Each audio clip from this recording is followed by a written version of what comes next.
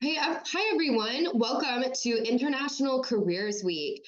I'm really excited to start off and have Pierre as our first person this week with 20 other speakers. I want to take a moment and thank our sponsors, the Dennis and Phyllis Washington Foundation, Stockman Bank, Humanities Montana, and Clearwater Credit Union. Let's see here. Pierre is a regional spokesperson on humanitarian issues in Asia and the Pacific, with field experience including countries spanning from Afghanistan, Mali, and the Philippines. He is broadcast journalist and current affairs documentary producer at the BBC London on topics such as airport security, crime, and whistleblowers. He is also a zookeeper at the Bristol Zoo. I'm going to now show a quick little video.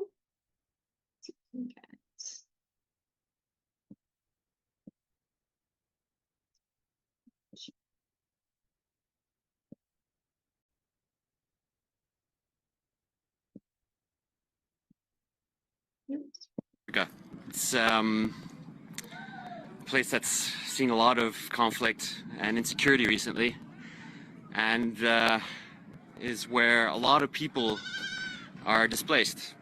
Here we've had almost 2 million people internally displaced. You can see over here there's a helicopter. Probably see. There it is. It's a WFP Chinook helicopter bringing much needed humanitarian assistance and food to people. And here we are, OCHA, on the ground, speaking to people, finding out what they have to say, and bringing that message back to the people who need to know, to donors, to governments, to anyone who can really make a difference and make sure that people like this man who's speaking to my colleagues is able to go home. At OCHA, this is what we do. We go to places affected by crisis. We speak to people, we amplify their voices, and we advocate for assistance for them to be in a better situation. I'm in northern Burkina Faso in West Africa. It's a place that's seen a lot of conflict and insecurity recently, and is where a lot of people are displaced. Here we've had almost 2 million people internally displaced. You can see over here there's a helicopter. Probably see. There it is. It's a WFP Chinook helicopter bringing much needed.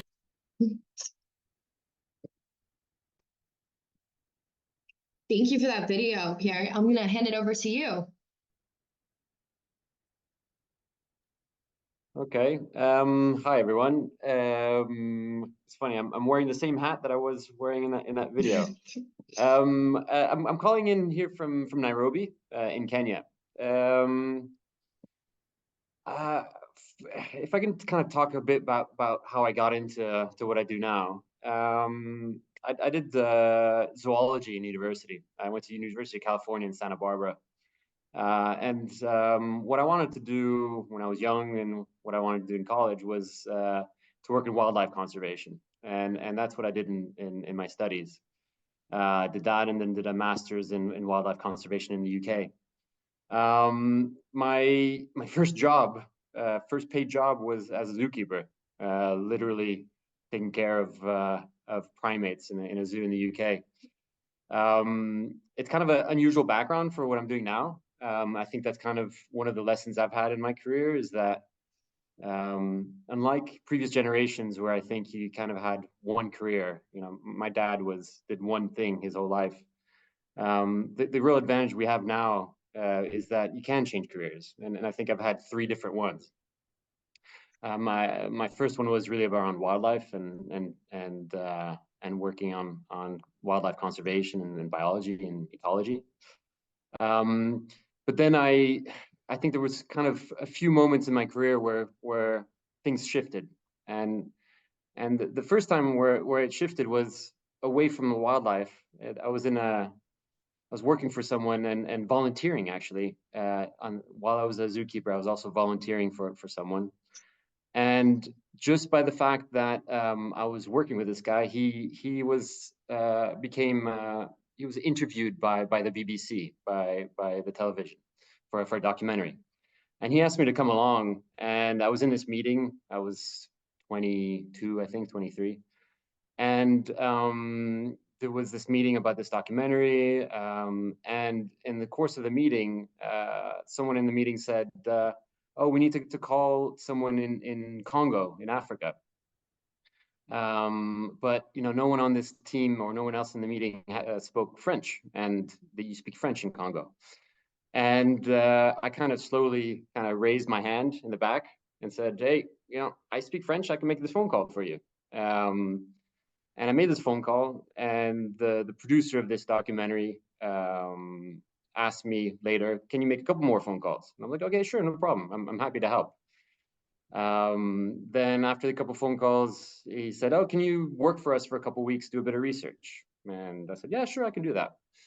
And then a couple weeks became a couple months, and eventually I ended up working for the BBC for 6 years, and gravitated towards a career in journalism. I became a documentary maker, and at that point, I didn't really worry about veering away from my first interest. My interest was not being a journalist; it was saving wildlife. But I always remember a conversation I had with my dad at the time, and he said, "Well, listen, go into that. Whatever you learn at the BBC will be transferable skills." And I think that's something that's I've really brought home, is keep your options open and have transferable skills. So I worked for the BBC for 6 years, and then again, as fate would have it, there was this advertisement for in the Guardian newspaper, which was to do communications for a wildlife park in Congo. And at the time, I was kind of ready to shift back to wildlife, and I applied to the job and again got it. And there again, this was kind of not something that my dream had always been to go to Africa, but it was not something that kind of I had planned out. I was kind of opportunistic. And again, my dad's advice was keep your options open, and yeah, be ready to jump on opportunities. And so then I started working for a wildlife park in Congo. Started doing that, and then the war broke out. This was a Virunga National Park. It's a park on the border between Congo and Rwanda. And that was my first experience in a humanitarian setting. The wildlife rangers that I've been working with in Virunga National Park became displaced. They had to flee the war with their families. And I experienced that first humanitarian situation through the eyes of my colleagues. And again, this situation led me to another career move, which was to start working for Oxfam, the NGO that works for humanitarian work. Again, never wanted to be in humanitarian work. Didn't think I would go from doing wildlife to journalism, a bit back to wildlife, and then now working for humanitarian work. And that work has now led me to working for NGOs and now for the UN on humanitarian work, which is something I've been doing for the last maybe 15 years or so. And I now work for OCHA. OCHA is the Office for the Coordination of Humanitarian Affairs. You may know, UNICEF or UNHCR or some of the other big UN agencies. You may know NGOs like MSF or IRC, big NGOs that work in humanitarian work. And what we do is try to coordinate the humanitarian effort. We ensure that we are assessing humanitarian needs in different places that are in crisis, and ensure that the coordinated efforts between the different UN agencies or NGOs and the governments responding to people's needs are all coordinated, but we also try to highlight and do raise funds for these important humanitarian responses. Many of the people who work in this humanitarian work have a very different background. They will have done international relations, or they would have done, in some cases, international law, or specific courses in aid work and et cetera. But in my experience, I think that the people who work in humanitarian work and international relations come from very different backgrounds, and we all bring different things to the effort. I'm not quite sure where my career will lead me to, but I think again, the beauty of these transferable skills, taking on work that isn't necessarily about the speciality of what you're doing, but about learning skills that will be put you in good stead for future work. And that's really, in my kind of specialty now, which is around communications, that's something that's really been useful to me. I am currently doing communications on humanitarian work and advocating for humanitarian needs in different parts of the world. But those are skills that you can find and you can apply in lots of different places. And so I think my advice generally would be, a wide breadth of different experiences will always bring you in good stead. I was lucky also that I'm French and I speak English. And so the language was a key entry point. For the UN, there's quite a few things that you really have to, try to have under your belt. Languages is a key one. In the UN, there are 5 official languages that usually you want to be able to speak to. So French or English, Russian, Spanish, Chinese, and Arabic. That's a key thing. The other key thing too, I think, is experience in working for smaller NGOs, volunteer work, and things like that. You don't have to go to Africa to get experience. You can work in refugee programs in your own state. You can work in local volunteer efforts in NGOs and in nonprofit organizations. That'll all give you really good experience if you want to go into this kind of work in how you manage these kind of programs. Whether you are trying to assist people, refugees integrating in a community in the States, or whether you are, responding to humanitarian needs in Gaza or Sudan or, Ethiopia, those skills are going to be the same. And at the end of the day, what I really love about this work is we are trying to help people. We are trying to make a difference, but it is a professional work. We've gone a long way since the 80s and 80s really, where humanitarian work was seen as a volunteer thing. It was a vocation. It really is a profession now, and there's an expectation of being professional. Having said that, to get into it, you do have to volunteer. You do have to sometimes work for free if you can. And I know that's easier said than done. You do have to work for very small salaries. And that's a reality of nonprofits sometimes in different places. You do have to try to get experience in different cultures and different ways. But again, you can do that, I feel, in your own communities as much as and you don't have to jump on a plane and volunteer for a school in Kenya or something like that. So I think at the moment, the work, the world being what it is right now, this is unfortunately a growth industry. There are more humanitarian needs across the world than there has ever been before, whether it's due to climate change, affecting people more and more, bigger cyclones, bigger hurricanes affecting more and more people, fires and heat and et cetera. That's unfortunately going to be a big part of our business. In Asia Pacific, where I usually work, that's really where we're trying to have our efforts to support governments, to support local communities, to be more resilient to these climate change impacts, but also be able to respond to people's needs more quickly. And again, also, unfortunately, conflict is ever present in many parts of the world. What's keeping us busy at the moment at OCHA, obviously, is what's happening in Gaza at the moment. It's also keeping us busy is Sudan. I'm currently in Kenya, but I'm on Thursday flying to Sudan, where we have a huge humanitarian situation happening because of war.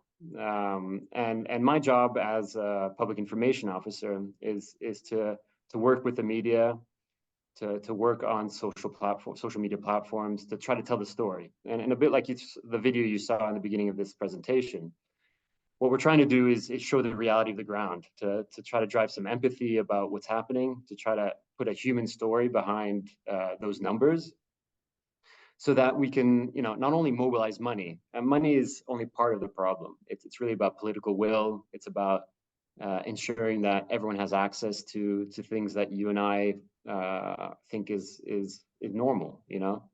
Roof over your head, kids going to school, access to health, and things like that. And so, I guess as a closing comment, I would say, if you're interested in working in humanitarian aid, if you're interested in working for the UN, it is an outreach. It is something that anyone can do. I think you just have to be flexible. You have to be ready to put in some time, in early on in your career, where the rewards might not be immediate. But the rewards later in your career are twofold. One is obviously you have a career out of it, and it's rewarding and interesting. But most importantly, for me at least, is that you feel that you're making a difference. And so I'm really lucky that I have a career that pays the bills, but also a career that allows me to travel different places, meet people that I would never met before, and again, feel that I'm kind of part of the solution rather than part of the problem. So I hope that makes sense, and back to you. Thank you so much. Now, if anyone wants to type in questions, that would be great. But I'll start off with my first question. Pierre, can you share a specific example of a successful humanitarian project or initiative that you've been involved in and how that had an impact on communities?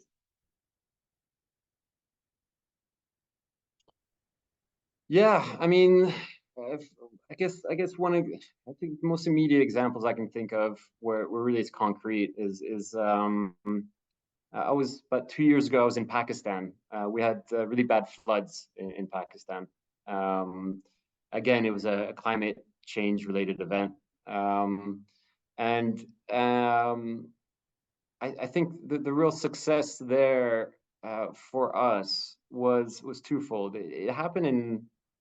The floods happened in August, September of 2021, I want to say, or 2021. And there we did our usual response, calling for funds, responding to people's needs immediately. And I went to southern Pakistan where these floods happened, and did a couple of videos and worked with the media, videos like the one you just saw, to highlight the situation there. And the real success that I think we had there was not only providing immediate needs to the people there, but really using this as an example of the impact of climate change on the most vulnerable people in the world. The people who are least guilty of contributing to climate change are quite often the ones that are most affected and most vulnerable. And in Pakistan, we were able to highlight that. The timing, as it were, was that it was, it happened a month before the General Assembly. Every September, there's the General Assembly in the UN, where all the heads of states, all the big wigs, all come to New York to talk about major issues. There was also the Convention of the Parties, the COP, which is this big climate change event that happens every year. And we were able to really highlight these floods as the example, the concrete example of climate change being not a thing of the future, but a thing of now. And this was before the fires in California and the fires in Australia and some of the other kind of examples that unfortunately now we see affecting people around the world. But we really use this as a case study to show that climate change was now, the impacts of climate change were real, and Pakistan became kind of people were talking about Pakistan in New York, and people were seeing thanks to the images that we collected in Pakistan, getting the stories from people who were directly affected. And so for me, that was a personal success that we were able to use, unfortunately, a very tragic event as kind of a warning, as a sign of what was to come, and people really listened. So again, I think that was a success in terms of not only providing assistance to people immediately, but trying to use this as a way to advocate for the decision makers of the world to change things. Can't say it worked, but we really are trying and continue to try to do that. Awesome. We have a question in the chat. How do we get connected if we want to help? I am from Ethiopia and I speak the language. Great. So if you're from Ethiopia, you know very well that there's real conflict there. How do you get connected? Well, in terms of humanitarian work, there's some really interesting sources of information to know what's happening. In terms of finding jobs and getting information about humanitarian work around the world, I'll plug something that OCHA runs. It's something called Relief Web. I'll send the URL after this chat if you're interested. It's reliefweb.int. And on that, it's kind of our hub of all things humanitarian. Now, again, the UN does four things. It works on peacekeeping, so that's like the blue helmets and the peacekeepers that you see, that you kind of think of quite often when you think of the UN. You have the political side, so that's kind of everything to do with what's happening in the General Assembly and UN headquarters and the UN Security Council and things like that. Then you have the development work, so that's working with governments to work on sustainable development goals and development for all in countries. And then you have the humanitarian branch, which is really where I work. And for everything to do with humanitarian, which is life-saving work, which is providing assistance to people who are affected, but not necessarily, unfortunately, resolving the problem in itself. We are the ambulances, we are the firefighters, but we're not the doctors and the people who are resolving the issues. We're just kind of picking up the pieces. If you're really interested, I would really recommend you have a look at Relief Web. It'll give you a real insight in terms of the kind of reports that are coming out about different things, and if you're interested in Ethiopia in particular, you can go to the Ethiopia country page and it'll provide you all the reports about what's happening in Ethiopia in terms of the humanitarian situation. It also has a page on training opportunities, online trainings and others in terms of humanitarian work. And then there's a jobs page, which includes job adverts around the world for paid work, but also internships and other things. So I would direct you that way. Thank you so much. Do you want to keep putting in some questions, but I'll ask another question. In your experience, how does cultural sensitivity and understanding play a role in delivering effective humanitarian assistance on a global scale? That's an excellent question. It's essential, obviously. The work we do is a lot about humility and empathy. And the first job that we do is listening, understanding what people need, understanding what people want. And that's something that unfortunately we quite often forget. I work in communications, and quite often people forget that communications is a two-way street. Communications is not just about talking to people, it's about listening. And a lot of the work we do is listening to people. Like again, in the video that I showed in the beginning of this presentation, a key part of what we do is go to places that are affected by war or by cyclones or by earthquakes and listen to what people have to say and try to pass on that message to the people who can actually make a difference, to the decision makers, whether they're donors, whether they're governments, etc. In order to do that, we need to be culturally sensitive and understanding how people communicate. Working in Asia is very different than working in parts of Africa. And working in Asia, there's certain cultural sensitivities that you need to be aware of. People will never, in some parts of Asia, people will never give you bad news, or they'll never say no. If you ask someone, is something possible? They will always say yes, even if it's not.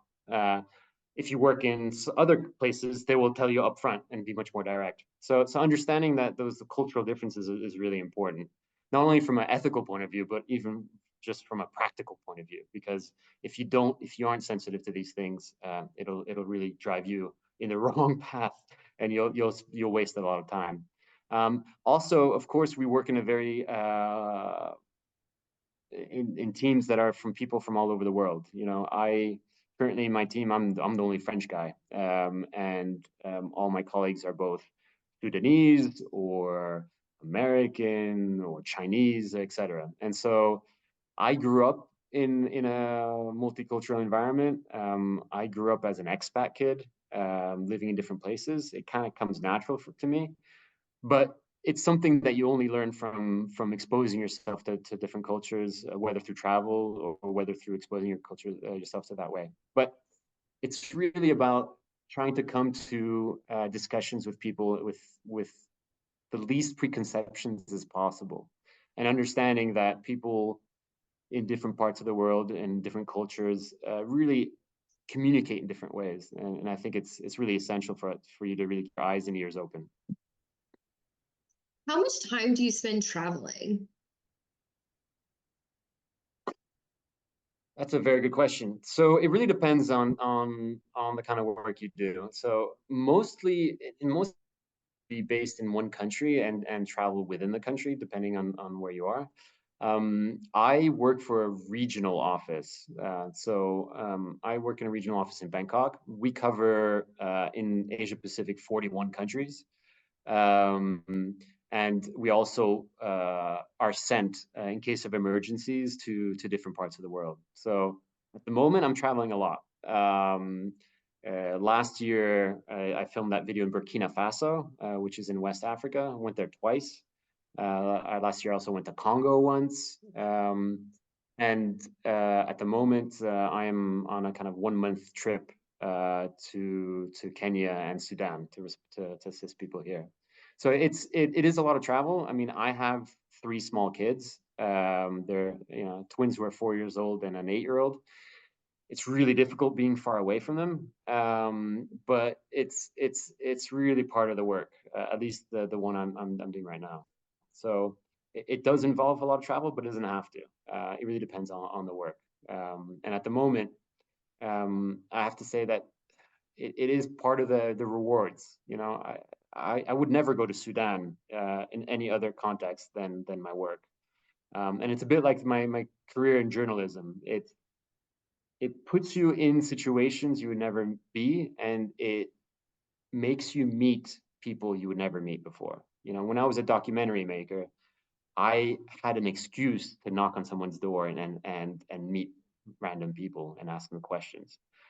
In my work with OCHA, it also does that. And so it's really rewarding being able to travel, but not as a tourist, but working and really trying to understand how other people live and the experience of other people in very different worlds. It's really brought home a lot to me. And travel is part of that, for good or for bad. Where does the funding for your program mostly come from? How do you get paid? Very good question. So if you're working for the UN, it will come from what we call member states. So these are countries that are members of the UN. So for example, OCHA, a lot of our funding will come from Germany, from the US, from Japan, from different countries that contribute to our budget. If you work for an NGO, it really depends on the NGO. If you work for something like MSF, Doctors Without Borders, a lot of their funding is individual donations. It's people donating, general public donating to MSF. my dad donates to MSF every Christmas. It really depends on where the organization. The UN is for the large part, the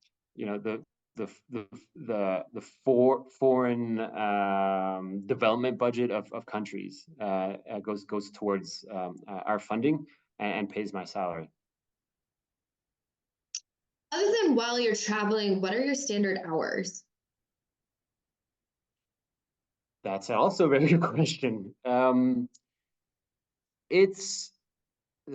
are no standard hours. Earthquakes don't know 9 to 5. And so it really is a situation where you have to be flexible.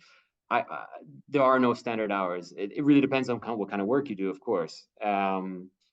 It is long hours quite often. But again, it can be flexible. Sometimes we'll be very quiet. We'll have a quiet time, and sometimes we'll be really hectic. So at the moment, I'm on this work trip. I'm working, 6 days a week and crazy hours. But then on in the quiet times, I'll have kind of a more normal 9 to 5 work, let's say. But again, I like working. I'm doing something that I love to do, and when you do that, you don't really count the hours. It's not clocking in and clocking off. If you have the benefit, if you're lucky enough to do a job that you love, it doesn't really matter how much you work. Tell that to my wife. Maybe she'll have a different opinion. But right now, I love my work. I enjoy it, and I think that the main challenge that we have is time differences. So, I work usually in Bangkok, and our headquarters are in Geneva and New York. So, unfortunately, quite often, if we want to have meetings and chats with our colleagues in New York, it's going to be evening for me in Bangkok. So, it's a flexible approach in terms of when you work, but definitely, there's better understanding now of burnout, of people burning out, and much more understanding of the need of ensuring that people have time to recover. We have R&R to recharge the batteries after big missions. But yeah, I think, I'm starting to learn, maybe a bit late now, that quite often, we have to approach this as a marathon, not as a sprint. There's clear peak moments, in the midst of a humanitarian disaster, where you're really working crazy hours. But then there'll be quiet periods where you can recharge your batteries. So there is no 9 to 5 in humanitarian work, and it is again something that I like about it. No day is the same. No week is the same. It's always different, and that's one of the things I really love about it. Yeah, back to you. What are the main supports you, OCHA, provide? So what we provide is it's this coordination between the different agencies. So one of the key things that we do is try to assess needs. So let's say you're in Ethiopia. How do you know who needs assistance? So every year in different countries where we work, we do a assessment of the humanitarian needs for the year ahead. And so for 2024, we will say in Ethiopia, we think there's going to be this many people who need assistance.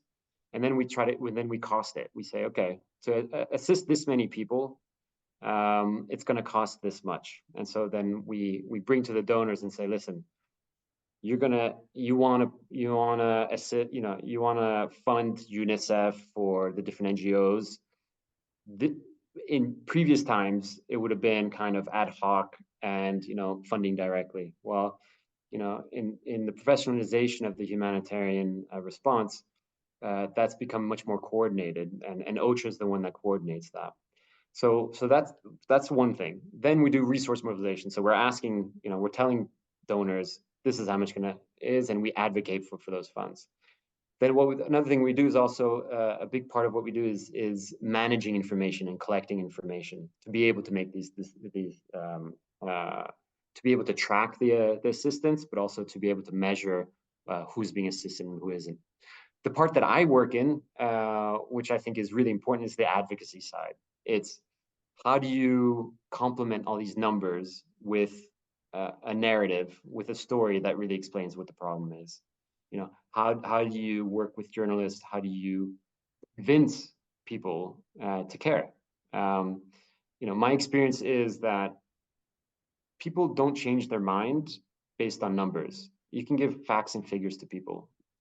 Even, you know, the people who are should know better. At the end of the day, people make decisions based on emotions, and you know, a strong story, a strong human story that accompanies those facts and figures.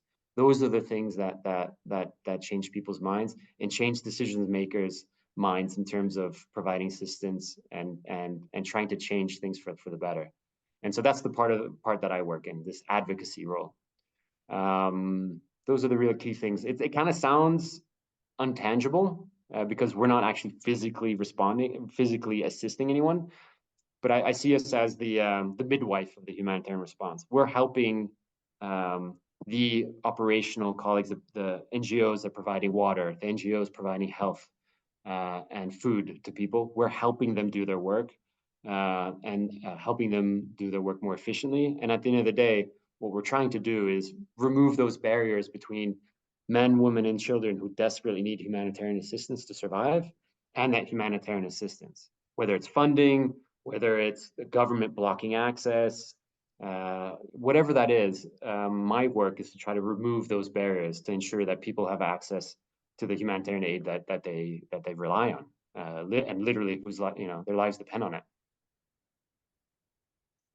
I have one more question for you. What advice do you have for students who aspire to work in international humanitarian aid? Well, I think I said in the beginning of my thing is to really try to have a wide breadth of experience in volunteer work and in working for NGOs, whether abroad or at home. I do think that there are certain programs that are specific around humanitarian work and international relations, but I don't think you need to really necessarily limit yourself to that. I did a zoology degree. My expertise was in monkeys, but here I am working in humanitarian work. So I would say, languages, experience, and in nonprofit work, it would be key to that. And exposure to different cultures, I think, is really key. And just read a lot about what's going on in the world. Geography, I would just say, just try to be as open as possible to that. And yeah, I do think the language is a key one. So, Spanish is a good one, but Arabic and French are really key languages if you want to get into humanitarian work. Well, thank you so much for joining us on our International Careers Week. I just want to say thank you again to our sponsors, the Dennis and Phyllis Washington Foundation, Clearwater Credit Union, Humanities Montana, and Stockman Bank. Thank you so much.